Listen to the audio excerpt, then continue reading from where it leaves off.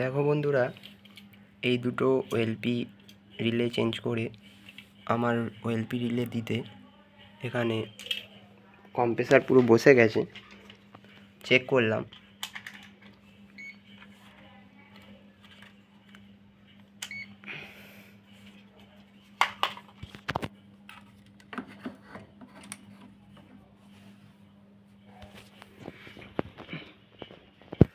দেখো অ্যাম্পিয়ার দেখো কত বেরো,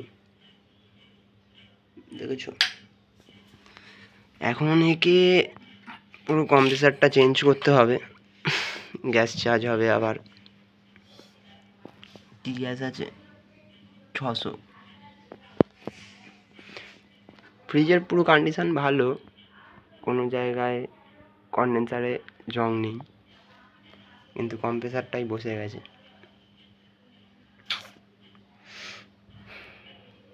যাক, দেখি বলি কি করে।